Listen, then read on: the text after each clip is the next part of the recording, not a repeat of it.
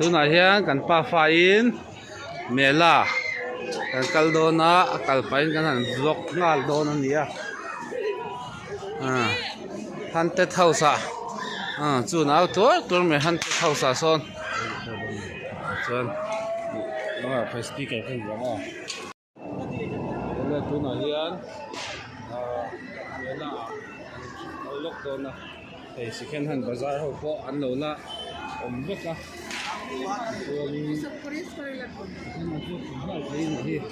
lana pawh maw a en tha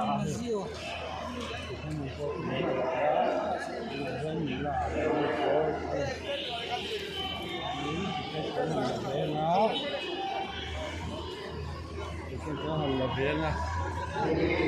Solai Expo son Solai Post Expo oma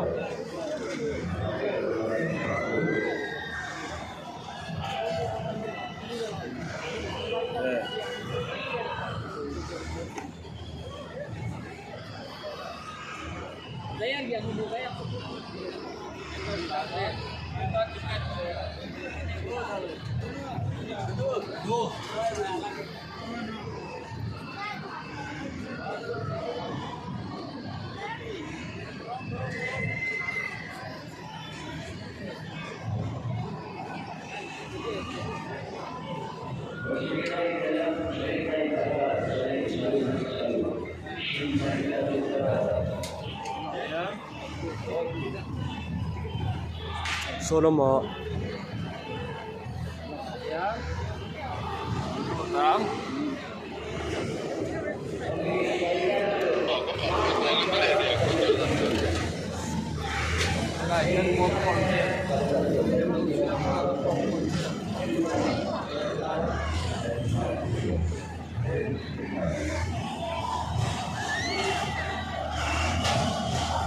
hian in chen oma enge no pi ho ania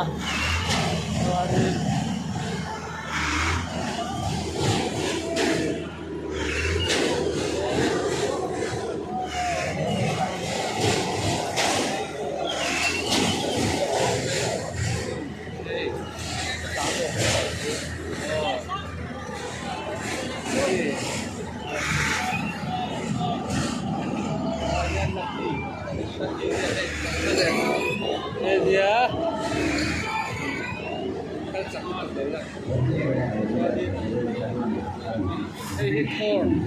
hammer, four, render, hey, hammer,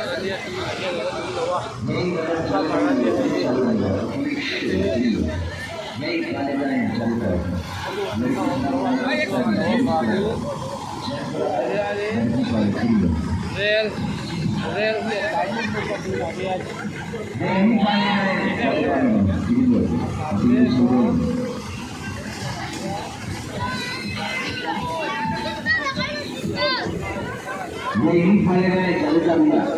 निकला जाऊंगा मन करा start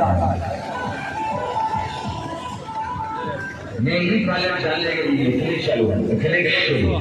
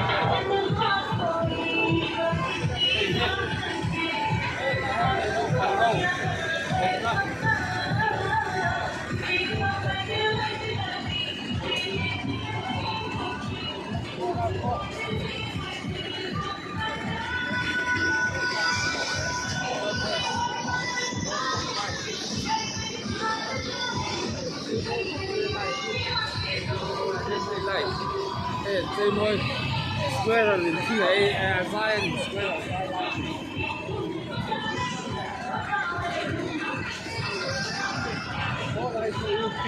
Wood picker.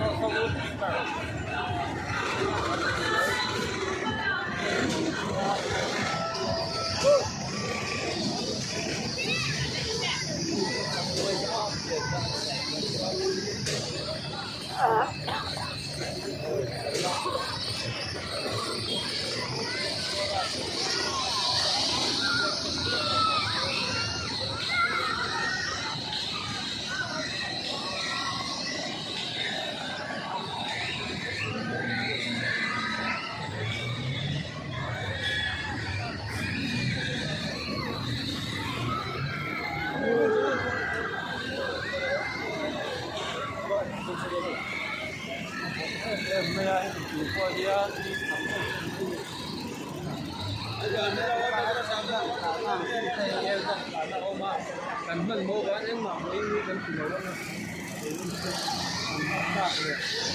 như cho nó cái cần nó còn lên thôi.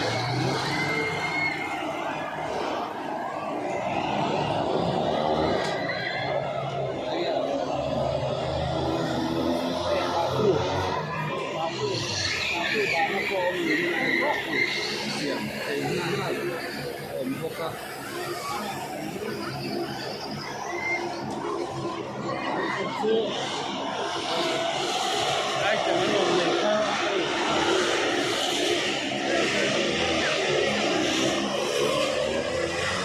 Cùng thằng ai nhưng ai chẳng có nồng mà cái đó.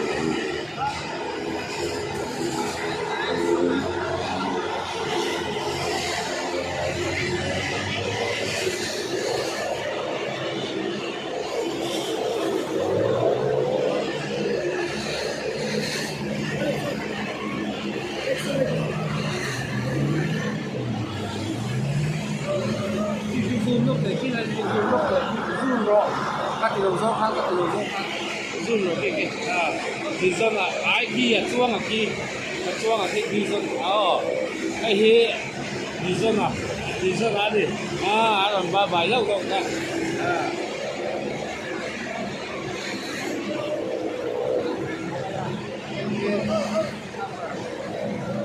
cái láo này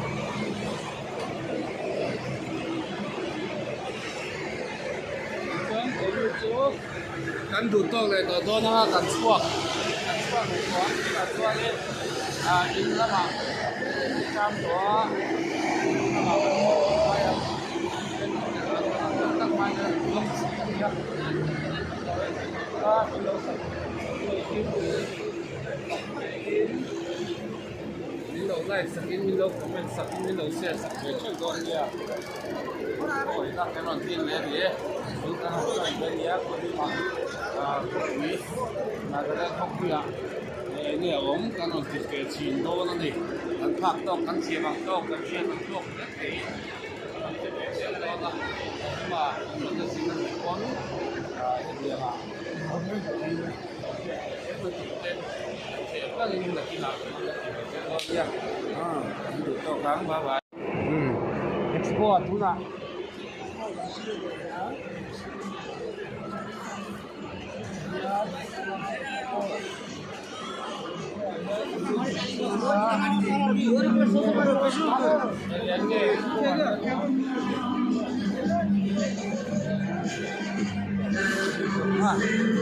lihat ekspor ada dan kalangan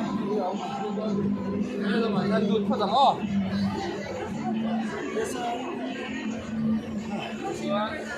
Okay, Melikto is educational medical. Alache. Ya ekspor dia tinggi Thailand nampak dia sale 350 ten dia t-shirt major bar lampang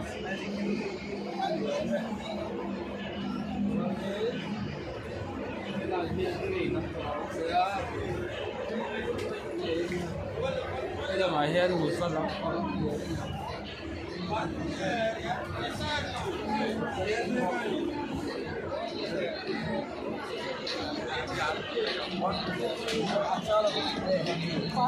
và kiện bộ thì trắng sang tắm đây là hen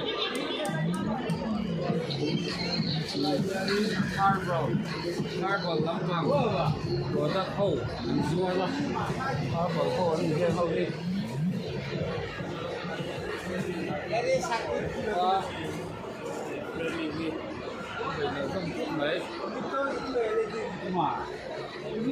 saya sum mình môi tắc ông này ha sum body phòng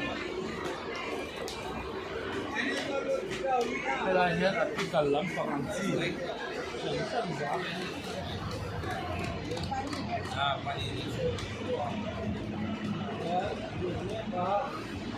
ดูในงานเสียโมดูพวกมันเสียเขาฮิตคนที่จอยโมดูก็นี่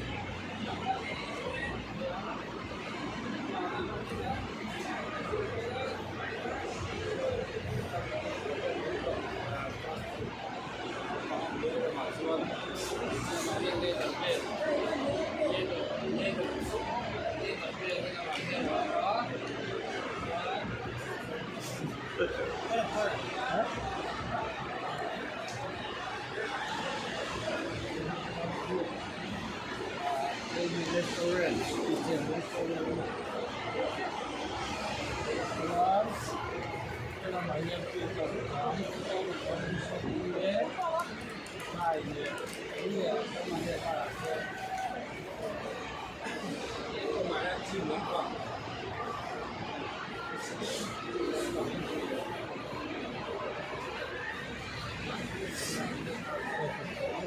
Besok dia itu cari beli. Cái này đến pillowcase để phun nước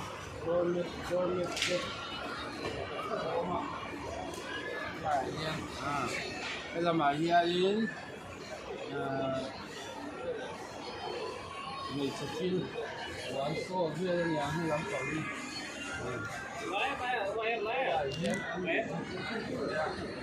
là mà em phục không bùi đồ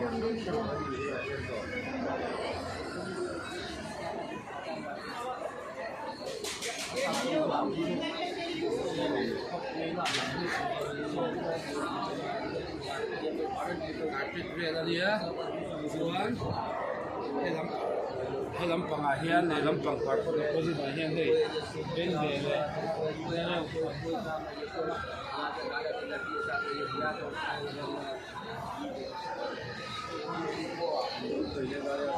hải hiên cần lụt mét cả nhưng mà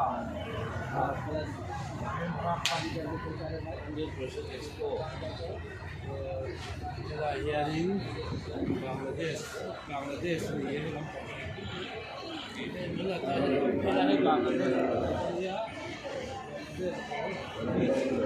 xuống đúng cần chỉ hậu hoàng chi chắc khăn này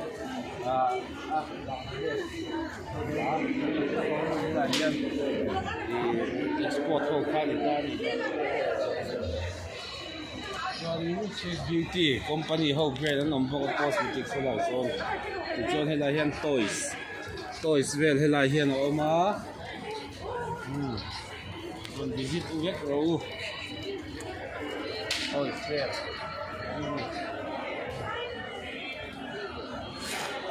cái click để thì hắn cần đủ to lệ to ấy non dia đâm takin nó subscribe theo tụi mình cái gì vậy